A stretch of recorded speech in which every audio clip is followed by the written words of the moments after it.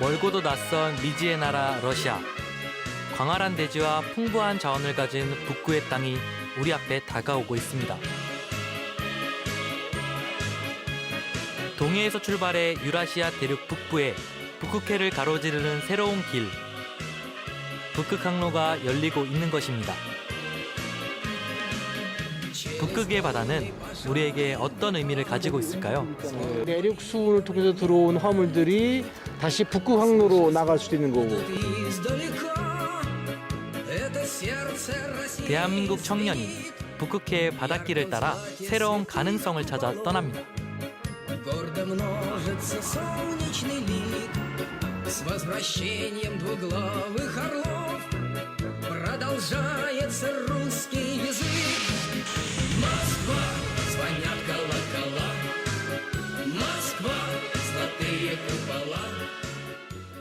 러시아 북극항로를 향해 떠난 여정의 출발지 모스크바. 모스크바에서 가장 높은 참새 언덕에 오르면 과거와 미래가 공존하는 러시아의 현재가 한눈에 들어옵니다. 여기가 참새 언덕이지? 네, 교수님. 여기 참새 언덕이라고 모스크바에서 가장 유명한 곳 중에 한 곳이라고 합니다. 저 앞에 보이는 거는 모스크바 시티고 이 앞에 그 모스크바 국립대학이 있고 네, 모스크바를 또 한눈에 내려다볼 수 있고 그리고 바로 앞에 이제 또 르지니키 스타디움 이제 월드컵의 또 기운도 느낄 수 있고 하니까 모스크바와 같은 이런 그 옛 건물들이 그대로 남아있는 공간에서 생뚱맞은 느낌도 좀 들긴 하지만 멈춰있는 러시아가 아니라 다이나믹하게 변화하고 있고 발전해가고 있는 모습을 그 위용을 보여주고 있는 공간인 것 같아서 모스크바의 심장인 붉은 광장에 서면 역동적인 러시아를 제대로 느낄 수 있는데요. 최근 러시아에서 동계올림픽과 월드컵이 개최되며 세계인의 이목이 집중되었죠.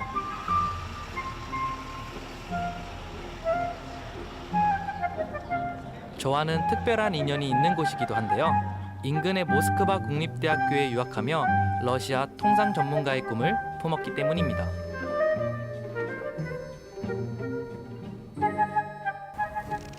교수님 모스크바 국립대학교예요. 민규가 여기서 유학한 게 한 1년 반 되나?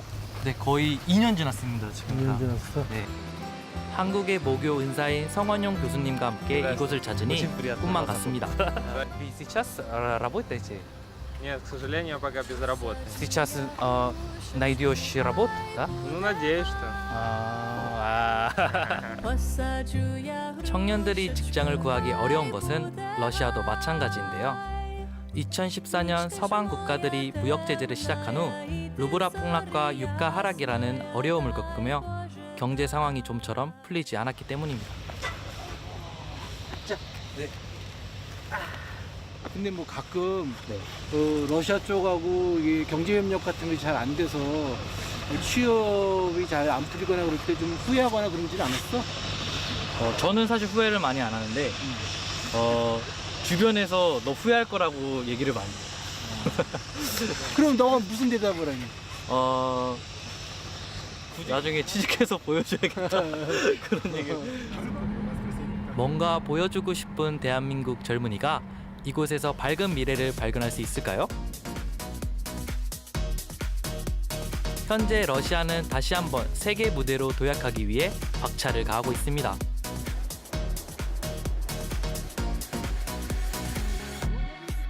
관광, 에너지, 과학기술 산업 등을 육성해 인재를 키우고 주변국들의 투자를 적극적으로 유도하고 있습니다. Сейчас у нас ввели несколько новых законов, поэтому сейчас тоже довольно трудно найти работу многим молодым людям, именно девушкам сейчас проще, потому что мне вот сейчас 20 лет будет, мне снова надо проходить военкомат, потому что у меня подтверждение состояния здоровья другое идет. Мне надо менять паспорт, проходить военкомат, все это время, опять же, все это проблема. Как бы у нас сейчас без военкомата мало куда бегут. Экономическая ситуация не лучшая. Вот на днях мы видим серьезное падение рубля. Это значит, сократится импорт определенно. Вот. Но, тем не менее, мы довольны тем, как развивается сотрудничество. И мне кажется, что здесь перспективы гораздо лучше, чем были раньше. Статус сотрудничества между двумя странами? Надо сказать, что в период после прихода к власти правительства Мун Чже Ина отношения у нас заметно улучшились и в политической сфере, ну и больше внимания стало уделяться и экономическому сотрудничеству. Президент Мун Чже Ин уже дважды побывал у нас с визитом, что, в общем, 러시아는 세계적인 수준을 자랑하는 문화 강국이기도 하죠. 아르바트 거리에 가면 러시아가 낳은 세계적인 예술가들의 흔적을 발견할 수 있는데요.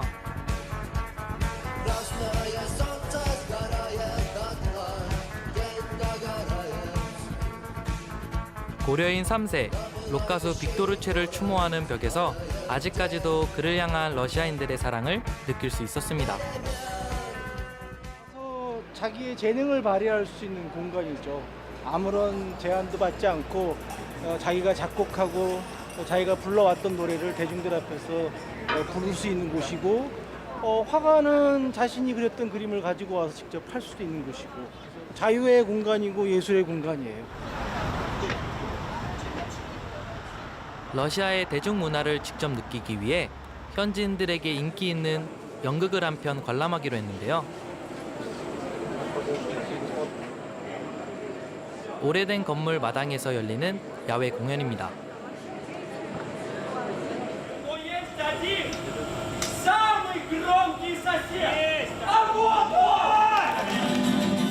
무대와 관객이 가깝게 소통하는 모습이 우리나라의 마당극과 비슷해 보입니다.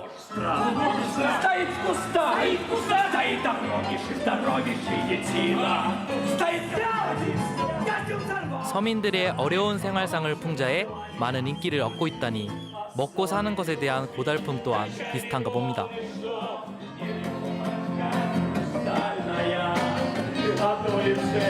Мама, я за дворника пою. Зачем? Он мне запросто без риска.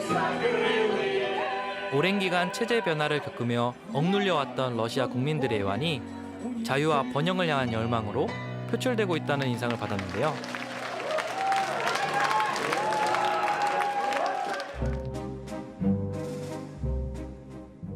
러시아에 유럽 최고의 마천루를 자랑하는 건물이 세워지고 있다는 것을 아시나요? 러시아의 경제적 자신감을 상징하는 이 건물이 들어선 곳은 러시아에서 가장 고풍스럽고 아름다운 도시인 상트페테르부르크입니다. 이곳에도 변화의 바람이 불고 있는 것입니다. 도시의 중심인 네바 강가에 자리한 페트로파블롭스크 요새를 찾았습니다. 교수님, 여기서 페테르부르크가 시작된 곳이죠. 그치. 여기가 사실상 페테르부르크의 시작 지점이라고 할 수가 있어. 바로 요 피트로파블로스키 크레포스 이 성벽을 중심으로 해서 도시가 시작이 됐고, 바로 이제 네바 강변을 통해서 저 동궁이 보이는 지점, 그다음에 저 등대가 보이는 지점으로 계속 이제 도시가 점차 확장이 된 거지. 제정 러시아의 근대화를 이끈 표트르 대제는 스웨덴의 침입을 막기 위해 이 요새를 건설했고, 이를 중심으로 유럽 제국의 도시들의 버금가는 새로운 도시를 계획했습니다. 피터 대제가 가지고 있는 고민은 고립되어 있는 러시아를 좀 더 개방된 도시로 만들고 유럽으로 나갈 수 있는 새로운 길을 여는 거였습니다. 1703년에 수도를 모스크바에서 페테르부르크로 옮겨야만 했던 이유도 바로 그 이유였죠. 당시의 기준으로 세계로 나간다라고 하는 것은 결국은 바다밖에 없었던 것이죠. 바닷길을 열어야만 가장 짧은 시간 안에 유럽으로 나갈 수 있는 길이 만들어졌던 것이죠. 그러나 최초의 조선소가 만들어졌던 아르한겔스크는 너무 긴 거리를 돌아가야만 했습니다. 그래서 아르한겔스크에 있었던 조선소를 바로 이 페테르부르크로 옮겨서 이 길을 통해서 발트해로 나갈 수 있는 길을 열게 된 겁니다. 상트페테르부르크에는 수십 개의 운하가 뻗어 있어서 북구의 베네치아라고 불리는데요. 이 네바강은 유럽 대륙과의 사이에 펼쳐진 발트해로 흘러갑니다. 강을 따라 도시를 둘러보니 유럽의 심장부로 향하고자 했던 표트르 대제의 야망을 느낄 수 있었습니다.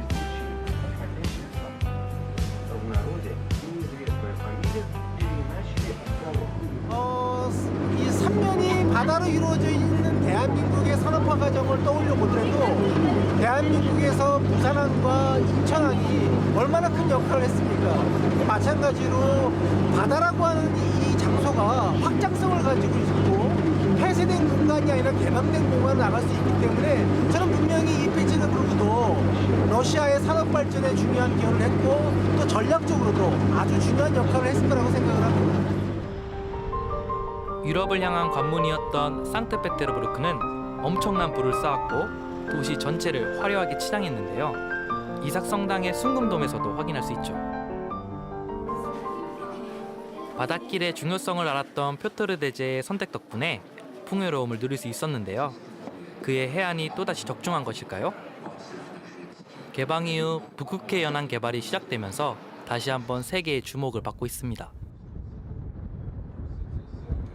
피츠르부르크에 있는 수많은 인재들이 또 유럽에 나가서 일을 하고 있기도 하고 유럽에 있는 많은 특히 이제 서유럽이나 동유럽의 국가의 기업들이 이 러시아 시장을 진출할 때 제일 먼저 들어오는 그 입구가 바로 페테르부르크라고 할 수 있습니다. 상트페테르부르크의 지정학적 위치는 이미 많은 글로벌 기업들의 눈에 띄어 러시아 진출의 거점으로 활용되고 있는데요. 우리나라의 한 자동차 생산 기업도 이곳을 발판으로 러시아와 유럽 자동차 시장 공략에 나서고 있습니다.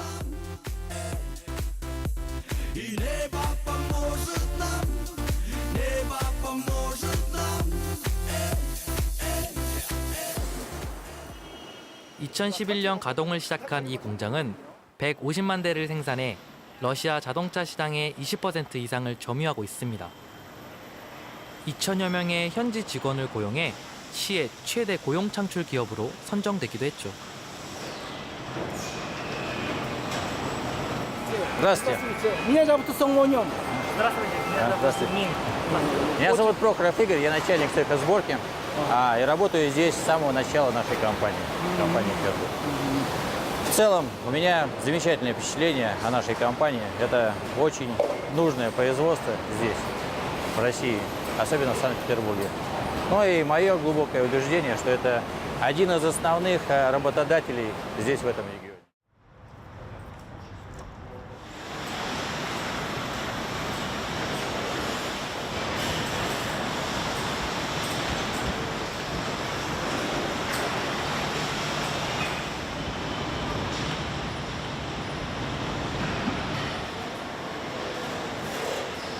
지금 처음으로 이런 자동차 조립 공장에 처음 와봤는데 규모도 지금 굉장히 크고 지금 이 시설 설비마다 이제 러시아인들이 갑자기 직접 일하는 걸 또 보니까 굉장히 느낌이 굉장히 새로워요. 사실 이제 그 당시만 하더라도 이미 이곳에 그 도요타라든가 그다음에 GM이라든가 포드, 닛산 이런 회사들이 이미 이곳에 진출해 있었다 보니 여기 상트가 그런 자동차 산업의 인프라가 잘 구축되어 있는 그런 도시였고 특히 이제 저희 공장이 이곳에 위치하게 된 거는 저희 공장 인근에 한 30km 떨어진 곳에 그 모비딕 항구라는 그런 항만이 있습니다. 그래서 저희 공장에 그 들어오게 되는 자동차 부품들을 그 중국이나 한국이나 인도에서 들어오는 부품들을 그 모비딕 항을 통해서 이곳까지 물류를 하게 되는데요. 물류 운송에서도 유리한 위치이기 때문에 저희가 이곳에 공장을 짓게 된 그런 배경입니다. 상트페테르부르크가 건설되기 전까지 교통과 물류의 중심 역할을 했던 곳은 아르항겔스크입니다. 16세기 건설된 러시아 최초이자 유일한 항구로 이후 200여 년간 북극해와 내륙을 잇는 교두보 역할을 했습니다.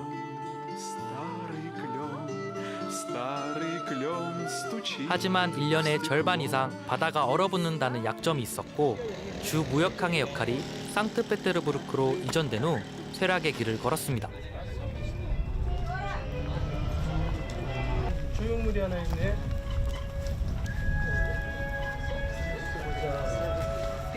아, 여기가 1584년 이제 아르항겔스크가 최초로 이제 지어진 그 연도를 이렇게 표시해놨고 여기 페르브이 마르스코이 포르트라 쓰니까 러시아 최초의 그런 항만이라고 쓰여져 있네요. 북방 해양박물관을 찾아 북방의 바다를 향한 러시아인들의 도전 역사를 찾아봤는데요. 가장 눈에 띄는 것은 북극해 탐사의 흔적입니다. 부동항과 해상항로의 중요성을 알았던 러시아인들은 탐사선을 파견해 유라시아 대륙 동쪽 끝 감차트카 반도에까지 이르는 탐험을 시도했습니다. 이 왼쪽에 보는 이 지도에서 이 러시아의 제독인 치차고프라고 하는 제독이 그 당시에 범선으로 바로 저 위에 북위 80도 지점이 되는 사발로프로 제도까지 갔다 왔고요. 그다음에 우리 이 북위로 가장 높은 지점이 되는 세베르나야 지물야라고 하는 곳까지 1913년에 탐사를 끝내고 왔습니다. 그리고 계속 중단 없이 그 기간 동안 1734년, 35년 계속 동으로 이 북극해 연안을 따라서 계속 탐사를 해왔고 이미 1728년에 치리코프라고 하는 제독에 의해서 베링해까지 가는 위대한 탐사의 역사를 만들어냈습니다. 이렇게 개척된 바닷길이 유라시아 대륙의 북쪽, 북극해를 관통하는 북극항로입니다. 대륙 남쪽을 가로질러 수에즈 운하를 통과하는 남방항로와 함께 세계 2대 항로로 꼽히지만 빙하 때문에 운행에 한계가 있었습니다.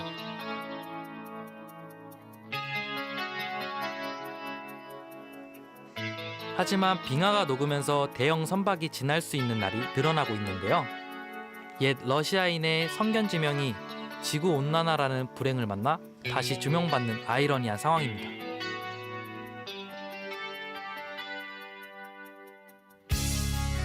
북극항로는 남방항로에 비해 항해 기간을 열흘이나 줄일 수 있고 물류 비용을 30%나 줄일 수 있어서 세계 각국의 관심이 집중되고 있습니다.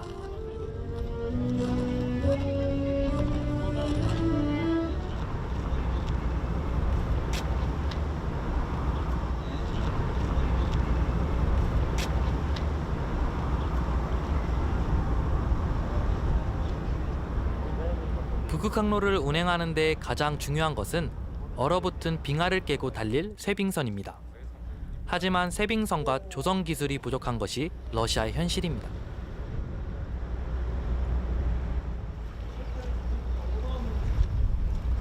북극해로 나가려고 하면은 좀 더 강력한 기능을 가지고 있는 쇄빙선이 필요하고요. 이 쇄빙선이 발전이 되어야만 그 뒤따라서 자원을 수송할 수 있는 가능성들이 열리게 되는 거죠. 다행인 것은 최근에 이 북극 연안 지역에 가스 개발이 이루어지고 있는데 최근에 한국의 대우해양조선이 러시아로부터 이 가스 LNG 쇄빙선을 수주를 해서 이 러시아 쪽에 인도를 했습니다. 앞으로는 이제 가스를 운반하는 LNG 운반선과 쇄빙 기능이 같이 결합되어 있는 LNG 쇄빙선이 발전을 할 거고요. 그 부분에서 아마 한국의 조선산업의 발전도 같이 이루어질 수 있지 않을까 기대를 해보고 있습니다.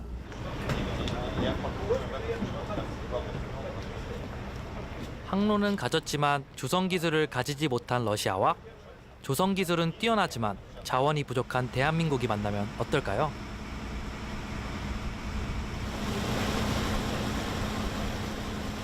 서로에게 완벽한 협력과 상생이 가능하지 않을까요? 새로운 가능성에 가슴이 뛰기 시작했는데요.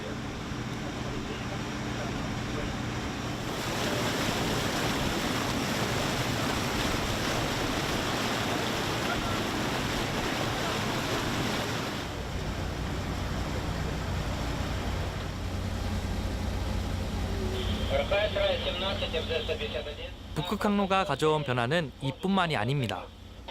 정부가 북극항로를 적극적으로 개발하기로 하면서 북극해 연안의 도시들도 기지개를 켜기 시작했습니다.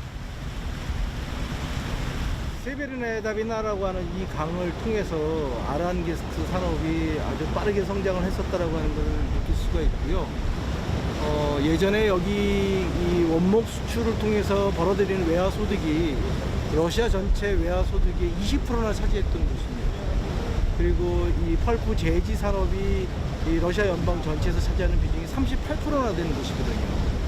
그래서 제가 보기에는 이 산업 어떤 역량이나 이런 측면에서는 분명히 잠재력이 있는 곳이다. 다만 이제 예전보다 조금 이 역할이 좀 줄어들기는 했지만 여기 계신 분들의 이야기로는 이제 북극항로의 개척이 새로운 미래를 만들어줄 수 있을 거라고 하는 기대를 가지고 있습니다. 북극해 연안의 냉대기후 지역에 분포한 타이가 침엽수림은 질 좋은 목재를 생산해냅니다. 덕분에 아르한겔스크는 목재 가공업과 목재 수출항으로 명맥을 유지할 수 있었는데요.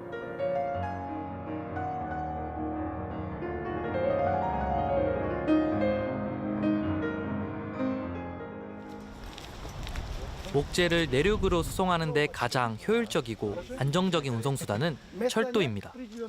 아르한겔스크는 북해에서 내륙으로 향하는 철도의 주요 기착지로 이 기차를 타면 시베리아를 통해 러시아 전역으로 갈 수 있습니다.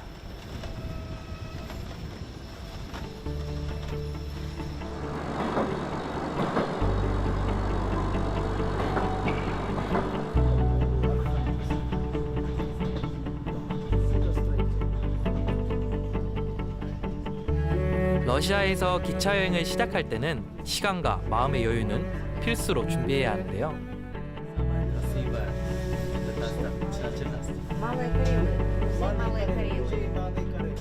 긴 철도 여행에서 친구를 사귀는 일은 소소한 재미죠. 그동안 갈고 닦은 러시아어 실력을 발휘해봤습니다.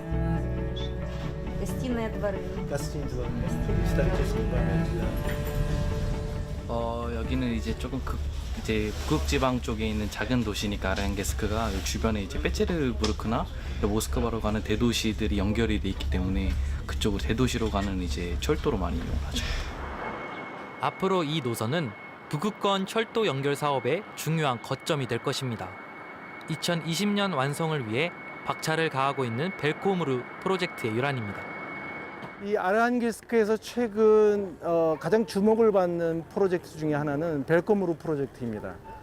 벨코무르 프로젝트라고 하는 그 용어는 백해에서 코미공항을 통해서 다음 우랄 지역까지 연결될 수 있는 내륙 철도를 만드는 건데요. 이 아르한겔스크가 북극으로 나아가는 출로의 역할을 하고 있기 때문에 북극 항로와 시베리아, 우랄 지역의 내륙 철도를 상호 연결하게 되는 겁니다.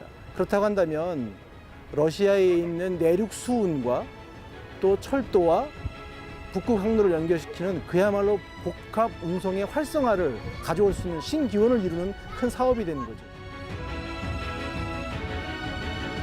육상교통과 해상교통을 연계해 북극권 복합물류 운송망을 건설한다는 것은 러시아의 오랜 수건이었습니다. 전 세계 천연가스의 30%, 석유의 15%가 매장된 북극해 연안은 더 이상 불모의 땅이 아니라 무궁한 가능성의 땅입니다. 이 자원을 개발해 운송한다는 꿈에 한 발짝 더 다가선 것입니다. 인근의 작은 마을을 찾았습니다. 다차라고 부르는 여름 별장을 찾아 도시에서 온 주민들이 지내고 있었는데요. 이들은 개발에 어떤 기대를 갖고 있을까요?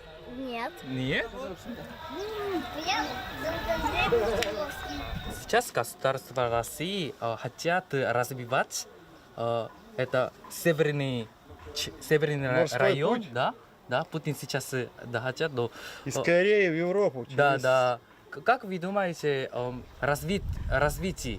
развитие этого района? Как вы Ну думаете? сейчас вот, допустим, сын у меня, Да. он работал на платформе, которая там, на севере, платформу построили. Сейчас нефть качают, Нефть. нефть Да. продают, приразломная платформа. Вот, Да, идет да, валюта. деньги, да, валюта.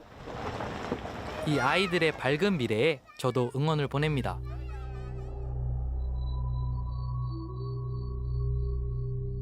북극해 연안과 북극항로 개발에 우리는 어떤 역할을 해야 하는 것일까요? 강가에 버려진 폐선에서 그 단초를 찾을 수 있었는데요. 한때 국가조선소 설립 계획이 수립될 정도로 조선업과 선박 수리업이 번창했던 이곳이 지금은 그 흔적을 느낄 수 없을 정도로 쇠락했습니다.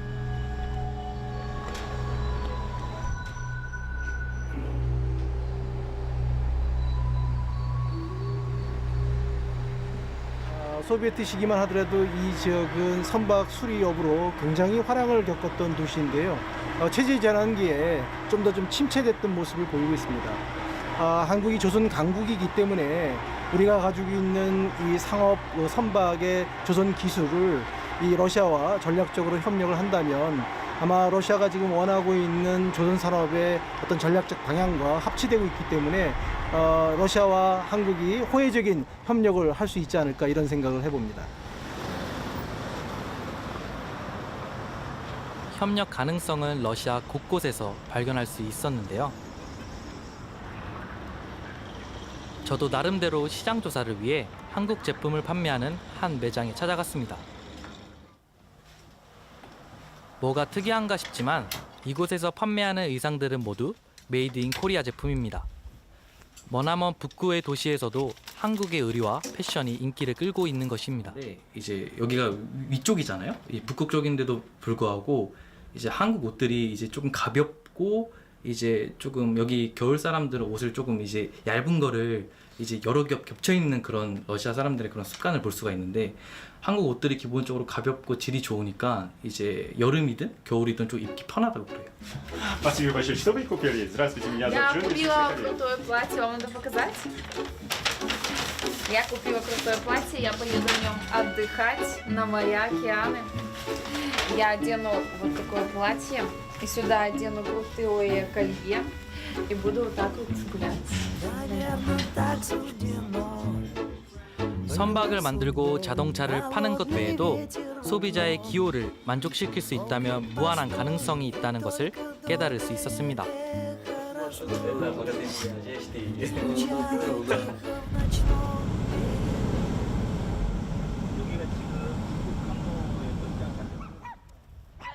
이제 시내를 떠나 바닷가로 나갔습니다.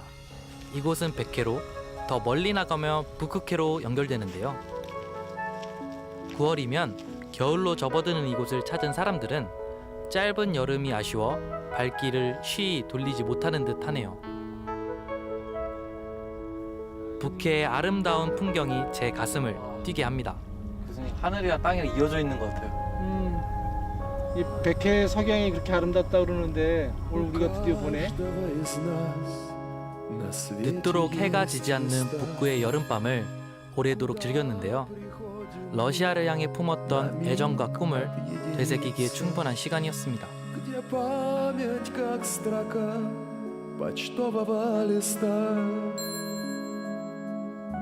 Нам сердце исцелит, когда оно томится.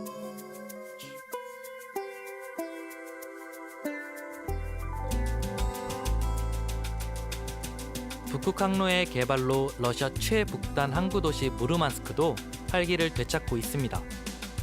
모스크바에서 무려 2,000km나 북쪽에 위치한 이곳은 북위 68도에 위치한 세계에서 가장 북쪽에 있는 도시입니다. 여기 무르만스크에서 거의 가장 높은 지대 같은데요? 무르만스크 시에서 가장 높은 언덕에 있는 특이한 점은 북쪽에 위치하면서도 얼지 않은 부동항이라는 것입니다. 덕분에 북극권 최대 도시로 번창했지만 체제 전환기를 거치며 쇠락의 길을 걸었습니다. 그 석탄을 싣고 나가는 경우도 있고 또 어떤 경우에는 배로 들어온 화물을 철도에 옮겨 싣고 나갈 수도 있고 내륙 수운을 통해서 들어온 화물들이 다시 북극 항로로 나갈 수도 있는 거고. 어떻게 얼지 않는 것인지 자세히 알아보기 위해 무르만스크 대학을 찾아갔습니다. Да. Где именно вы можете, как это немножко так не точно, но как это? Здесь Польский залив, это не замерзающий холодный порт. А другие все это зимой природные ресурсы. 높은 위도와 추운 날씨에도 따뜻한 북대서양 난류가 흘러들어와 얼지 않는다는 것인데요. 북극 항로 개발이 가속화되면서 다시 중요 항구로 부상되고 있습니다. Кластерному так называемому принципу, да, есть несколько крупных проектов, которые активно продвигаются правительством, поддержаны региональным, ну и федеральным, на федеральном уровне, в том числе частным бизнесом. Это развитие Мурманского транспортного узла, прежде всего, это развитие рыбной отрасли, это развитие энергетики. 유학 시절 북극 연안 사람들의 생활 모습이 궁금했던 저에게 무르만스크는 꼭 가보고 싶은 도시였는데요. 다행히 한 주민의 집에 방문할 기회를 얻을 수 있었습니다.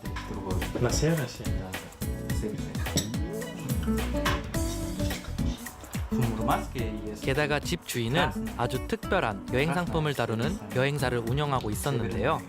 바로 오로라 관광입니다. 춥고 외진 이곳에 사람들의 접근이 쉬워지면서 오로라 관광이 인기를 끌고 있다는 것입니다. 이미 한국인 관광객도 많이 찾아온다는데요. 주민들은 관광산업 활성에 큰 기대를 걸고 있습니다. Ну, конечно, 2 года назад стал очень большой поток туристов, и мы это чувствуем, когда просто даже гуляем по городу. Но так как это мой бизнес, то есть я особо это ощущаю, когда приходит много заявок через интернет, через телефон. И на экономику, конечно, на торговлю это влияет. Сейчас открылось много туристических компаний, которые предоставляют услуги по северному сиянию и другие туры. Поэтому, конечно же, для нас это очень большой плюс, когда приезжают люди знакомиться с северной культурой, с северным краем, с нашей природой. 안타깝게도 오로라는 겨울의 활발에 저는 볼 수가 없었습니다. 대신 바렌츠해를 따라 본격적인 북극해로 나아갔습니다.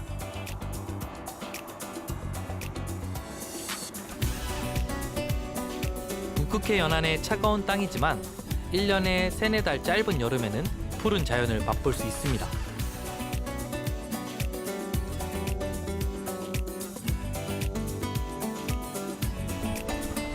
드디어 눈앞에 북극해가 펼쳐지는데요.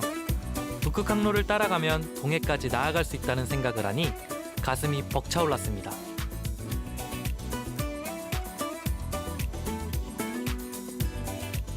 특히나 이 그 북극 항로와 관련된 문제를 늘 고민하고 있기 때문에 이 바렌츠해를 통해서 바다로 나가고 북극해를 통해서 아시아 태평양까지 연결될 수 있는 그런 꿈을 가져보니까 더욱더 감동이 큽니다. 그리고 지금 이 지역의 풍광이 굉장히 아름답습니다. 특히나 이 러시아 통상 학생들에게 제가 몇 년 전에 러시아의 유명한 감독인 지아긴체프의 영화 그 리바이어든이라고 하는 영화를 학생들에게 보여줬는데 그 영화의 촬영 장소가 바로 여기였습니다. 그래서 더더욱 지금 감동이 크고요.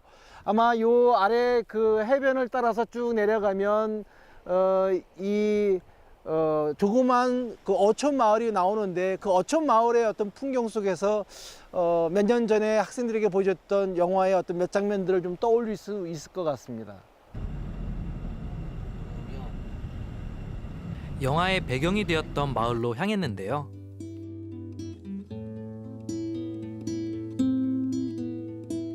사실 리바이어던은 괴물이 나오는 영화랍니다. 관료주의와 권력을 괴물로 상징해 이에 저항하는 사람들의 모습을 담아 아카데미상을 비롯한 유명 영화제를 휩쓸었죠. 아름다움과 황폐함이 공존하는 이색적인 풍광이 오히려 영화를 사랑한 관객들을 불러 모은다고 하는데요. 아직은 이곳에까지 북극항로 개발에 대한 기대감이 미치지 않는 것 같네요. Что вы сейчас делаете и какой завод вы построят? Нет, это не завод, это забор. Забор. Ограждение. Чтобы, да, ограждение. Это маленькая турбаза, туристическая база. Турбаза. Турбаза. Турбаза. Да, турбаза. А раньше здесь это самая главная промышленность, это рыбные, как это... Да. Судоремонт и... Судоремонт. Да, судоремонт и рыбная промышленность. Рыбодобывающая. 정부의 지원과 세계의 관심이 집중되고 있지만 북극항로 개발을 위해서는 아직 갈 길이 많이 남아 있는데요. 그 한계와 필요한 것은 무엇인지 알아보기 위해 해양수산연구원을 찾았습니다.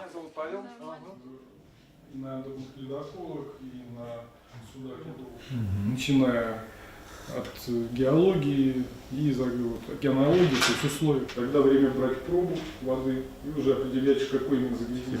Ну даже И, конечно, человечество должно его рассматривать как более короткий путь из Атлантики в Тихий океан.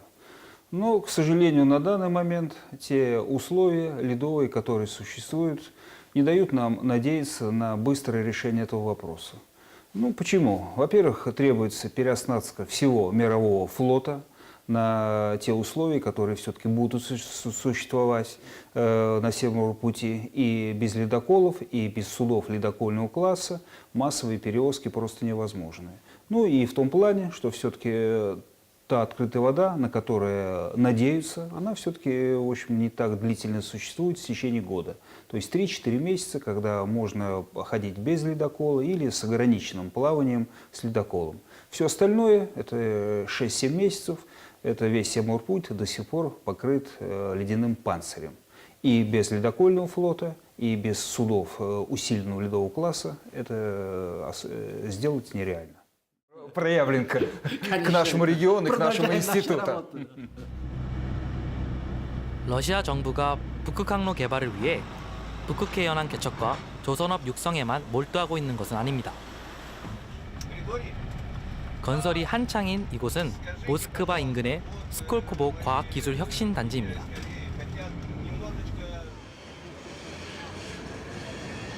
아주 현대적인 건물로 예쁘게 잘 만들어놨어. 모스크바로 좀 더 거리가 있긴 한데 외곽에 그래도 이렇게 혁신 센터가 있는 단지를 만들어놔서 IT, 로봇, 바이오 메디컬 등 다양한 혁신적인 산업을 집중 육성해 동유럽의 실리콘밸리라고 불리기도 합니다. 한 벤처기업을 방문해 스콜코보의 장점에 대해 들을 수 있었는데요.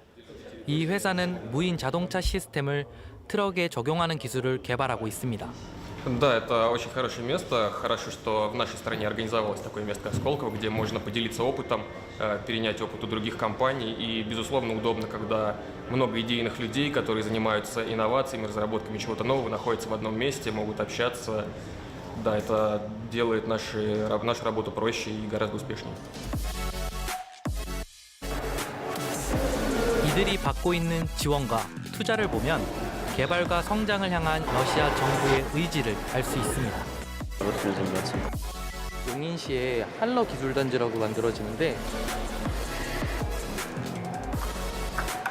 거기가 이제 기술 이전, 러시아의 기술을 이제 한국 기업에게 이제 이전해주는 그런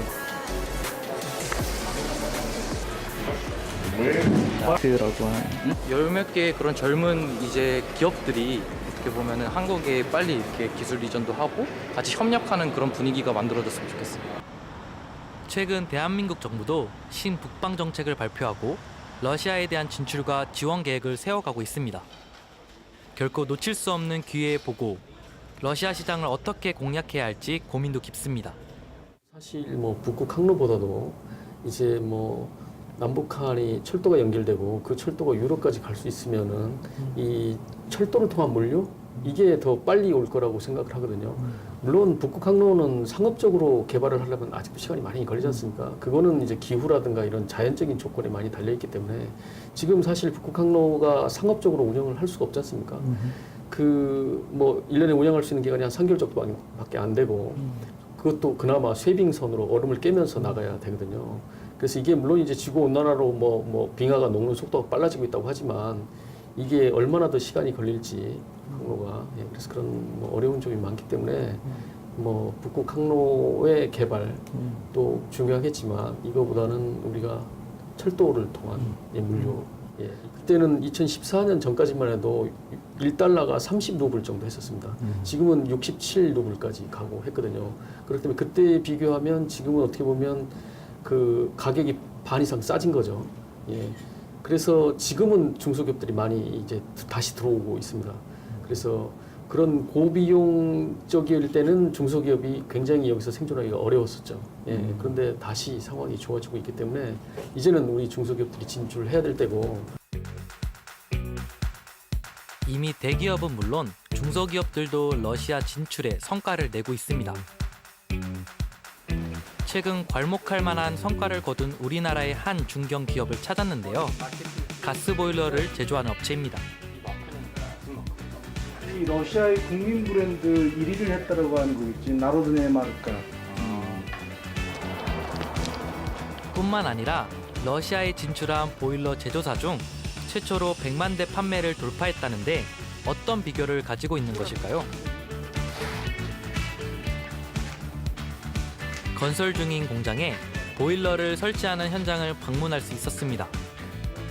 가스압이 낮고 전압이 불안정한 에너지 상황이 큰 장벽이었는데요. 여러 대의 보일러를 병렬로 연결해 어떤 상황에도 대처할 수 있게 한 기술력으로 유럽 국가들이 지배하던 러시아 보일러 시장에 돌풍을 일으킨 것입니다. 이게 이제 공장을 맨 처음에 지을 때는 이 시스템이 사실은 설계상으로는 독일 시스템이 들어오기로 했었는데 이제 독일 시스템을 포기하고 이 업체의 이 시스템으로 바꾼 거 아니에요? 기존에 이제 설계가 완료됐던 독일 업체 보일러를 포기하고 예, 저희 거를 설치하기로 지금 결정이 된 거고요. 작년 겨울 동안 가동이 됐었는데 실제로 굉장히 소음도 적고 가스비 절감이라든가 이런 부분에 대해서 상당히 만족하고 있습니다. 모스크바 외곽의 한 유통센터에 자리한 이 업체도 러시아에 도전한 한국 기업입니다. 한국의 중소기업에서 생산한 제품들을 유통하는 종합물류회사로 이곳의 주력 상품은 시계입니다. 다양한 디자인과 크기의 한국의 시계들을 러시아에 수출하고 있습니다. 1994년 러시아에 첫 진출한 후 10년 만에 러시아 벽걸이 시계 시장의 30%를 점유하는 기업을 토했습니다. 아, 요거요? 아, 요게 러시아인들에게 러시아 사람들 좋아하는 어때요? 이게 회사 규모가? 창고 했을 때랑은 시계 종류가 엄청 너무 다양한 것 같아요. 그리고 세계에 1억 넘는 나라가 별로 없습니다. 네. 1억이 넘으면서 이 땅 속에 자원이 있고 과학기술이 있고 또 이 사람들이 제조업이 별로 없기 때문에 소비를 하려도 외국 걸 수입해서 쓸 수밖에 없거든요. 그럼 이 시장을 그냥 놓고 있다. 지금 중국에서 돈을 다 벌어가고 있거든요. 그래서 사실 적극적으로 진출해 줘야 돼요.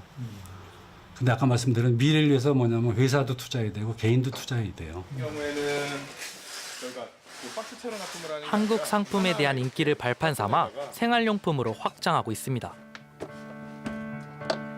이 미래를 보는 이 젊은 친구들한테 그 얘기를 해요. 그리고 이제 과거 그 고구려 시대에 찾아와야 된다는 거. 블라디보스톡 쪽 한번 가서 하다 보면은 그 미래가 보입니다. 그 넓은 땅 이렇게. 유학 시절 한국 화장품을 판매한 경험이 있는 저는 다시 한번 도전하고픈 마음이 커지는데요. 한국 팩들을 굉장히 많이 쓰더라고요. 그래? 네, 그 팩이 아니라 나름대로 뭐 애니메이션 같은 걸 그려가지고 좀 더 친근감 느끼게 만든 거네, 제품들을. 풍부한 자연환경과 천연자원, 수많은 사람들이 어울려 살아가는 러시아는 놓칠 수 없는 황금 시장이 분명합니다. 하지만 모험심만으로는 도전할 수 없는 미지의 땅이기도 하죠.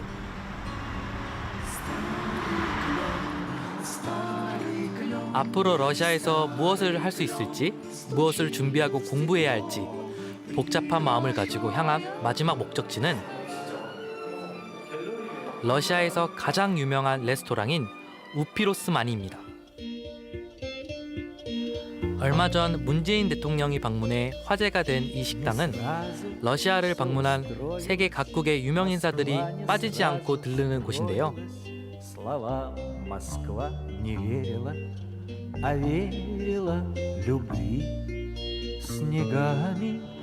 그림 작품에 되게 많이 나와. 주인공으로. 세계사를 쥐락펴락했던 유명 인사들은 이곳을 방문해 어떤 생각을 하고 어떤 꿈을 꾸었을까요? 이곳에서 러시아와 세계사를 바꾼 새로운 계획과 도전들이 시작된 것은 아닐지 잠시 재밌는 상상을 해봤습니다. 하나씩 입으면 될 것 같아. 아니야? 별로 몇 개 없을 것 같아서.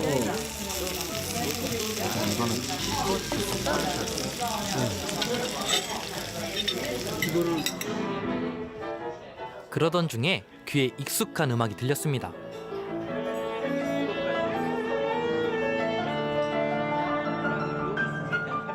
백만송이 장미라는 노래로 우리나라에서도 유명한 음악인데요. 유명 화가 피로스마니의 애절한 사랑 이야기를 가사로 붙인 유명한 러시아의 대중가요입니다. 같은 선유를 사랑하는 한민족과 러시아 민족, 멀고도 가까운 두 나라 사이에서 또 하나의 공통점을 발견했네요. Из окна, из окна, из окна видишь ты. Кто влюблен, кто влюблен, кто влюблен и всерьез. Свою жизнь для тебя. 대한민국과 러시아의 협력과 상생을 위해 무엇이 필요할까요? 그 답을 찾기 위해 현지에서 유학 중인 대학생들을 만났습니다. 여러분들 여기 러시아에 와서 보시니까 이 러시아가 가지고 있는 잠재력은 뭐라고 생각하십니까? 러시아가 가지고 있는 잠재력은 뭐 크게 보면 정치적으로 보면 이제 중국과 미국 사이를 저희 이제 우리나라가 가운데서 견제할 수 있는 하나의 큰 세력이 될 수 있을 거라고 생각을 하고, 그걸 떠나서 뭐 시베리아 횡단철도가 가지는 물류상에서의 이점도 분명히 우리나라가 이제부터 챙겨 나가야 할 그런 하나의 큰 메리트라고 생각을 하고. 개인적으로 이제 러시아를 경험해 보셨겠지만 이제 개인적인 학생의 시각에서 러시아는 좀 어떤 나라 같으신 거죠? 엄청난 이제 잠재력을 가지고 있다고들 많이 말씀을 하셨어요. 근데 현지에 이제 사시는 분들께서 그렇게 말씀을 하시는 걸 듣고 나니까 조금 더 확신이 들게 되더라고요. 그리고 또 그런 관계, 뭐 문재인 정부가 새롭게 들어서면서 뭐 러시아에 대한 그런 관계를 우호적으로 정립하겠다는 그런 이제 정책을 많이 세우고 있는 걸로 알고 있는데, 그런 이제 정권에 맞춰서 그런 이제 러시아에 대한 움직임이 더 커지지 않을까. 지금 제가 코트라 인턴을 하고 있기 때문에 지금 뭐 인턴한 지 한 달밖에 안 됐지만 인턴 한 달 동안 느낀 게 굉장히 많았습니다. 한국 업체와 러시아 업체를 연결해주는 역할을 제가 하면서 한국 업체가 더 러시아에 많이 진출을 했으면 좋겠다. 왜냐하면 저희도 기술력이 뛰어나고 러시아에도 러시아만의 기술력이 있기 때문에 그 둘의 시너지 효과가 제가 생각할 때는 굉장히 폭발적이라고 생각이 되고요.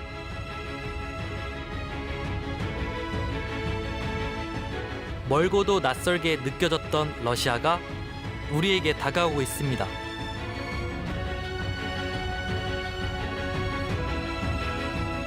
수백만 년 얼어있던 빙하 사이에 길이 놓이며 새로운 항로가 열리고 있습니다. 북구의 대항에서 마주친 가능성의 바다, 그곳에서 대한민국 젊은이의 도전과 모험이 시작됐습니다.